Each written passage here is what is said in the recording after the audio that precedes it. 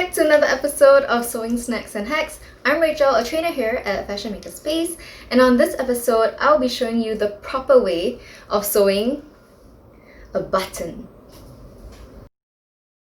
These are the tools that you need to sew a button. So you need a sewing needle that has been threaded, and the total amount of threads that you should have here are 4 threads. Okay, I will show you how to get that done. You need a button as well as a fabric snipper. So how do you thread 4 threads? Okay, first you need a sewing needle and you need some thread. So this is a thread that has already been looped. So the starting point is over here. All I did is just loop it like this. So I have a loop here, and you're going to put this loop into the eye of the needle. So I find it helpful to use the needle, create some tension on the thread so that I can get a point, and all you have to do is just put this point into the eye. This is going to get more difficult as the size of your eye gets smaller, but if you're starting out, you can always try with a bigger eye needle. And then, so I have 2 here and 2 at the bottom, so that's total of 4. Then you can just cut the thread and tie a knot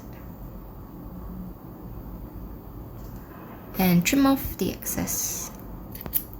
Ta-da! Then you have a knot here and thread that is ready to go.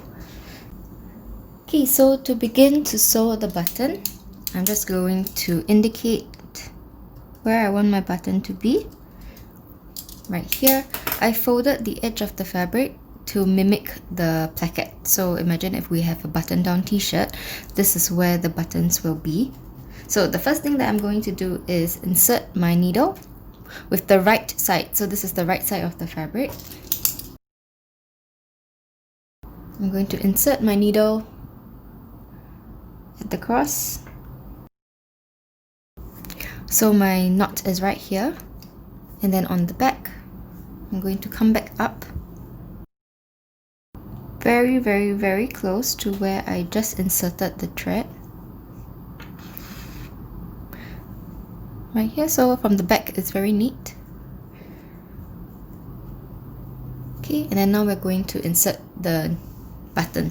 So for the button, you can either do a crisscross direction or you can do an equal sign. It's totally up to you.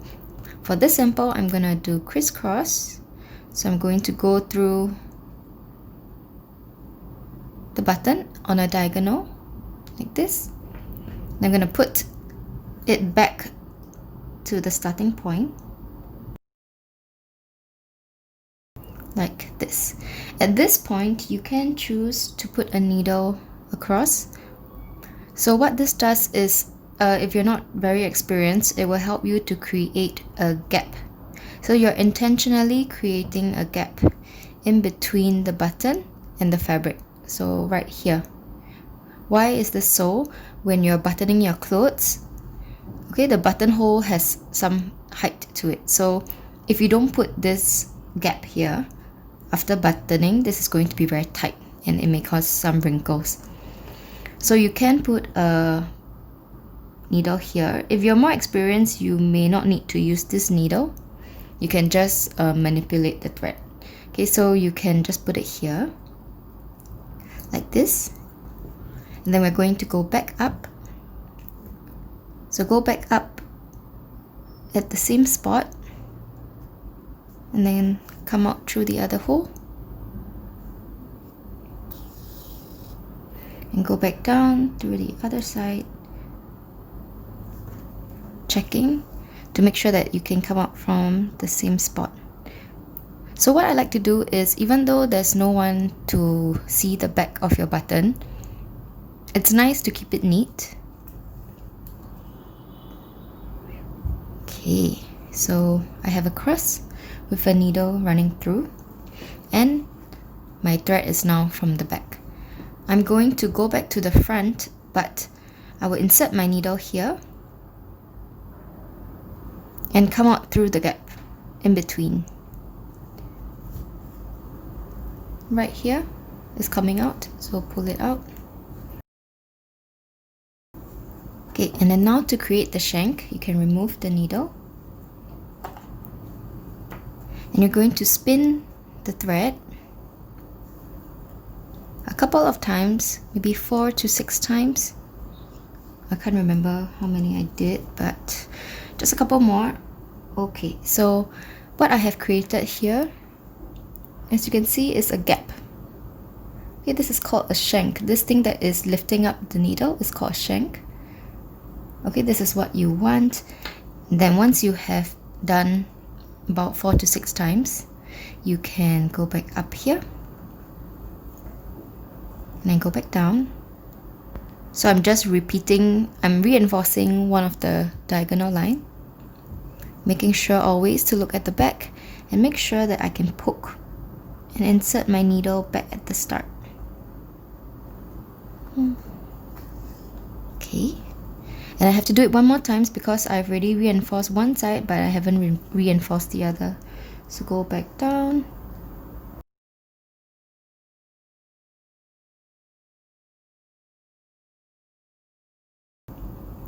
So each cross is done twice, and my needle's back on the bottom. I'm going to slide it through the center again.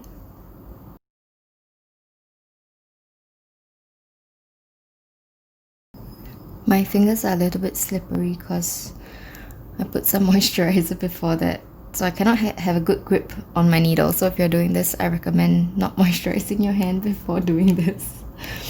Okay, so I'm coming out through the middle here.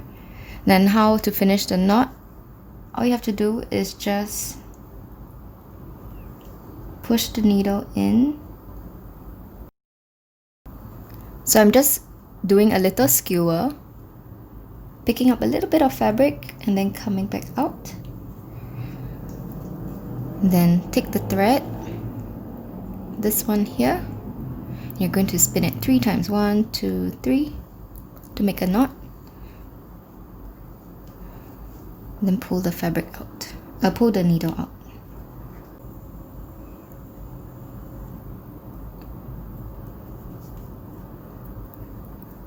Okay, so it is out. Then we'll just do one more.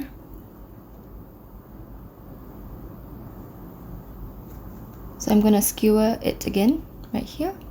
Then you just pull. Then you can cut this off. And there you have it, the button sewn on correctly. So a good button will have a little gap here, shank. Okay, and it's secure. And then if you take a look at the back, it's very neat and minimal threads protruding out.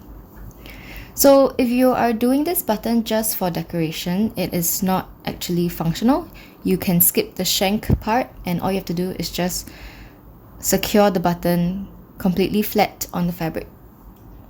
That's all for today. Thank you so much for watching. If you're interested in this dress that I'm wearing, this is actually the Shanghai collar dress from our website.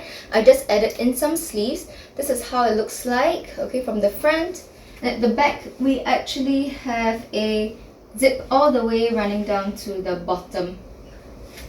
So in case you're still unaware, most of our designs on our website, they are custom fit, which simply means all you have to do is to give us your measurements and you'll be able to have a pattern that is uniquely yours. So go ahead to our website, fashionmakerspace.com. That's all from me today. I hope you've learned something new. Yeah, that's all. Okay, so I'll see you soon. Take care. Bye.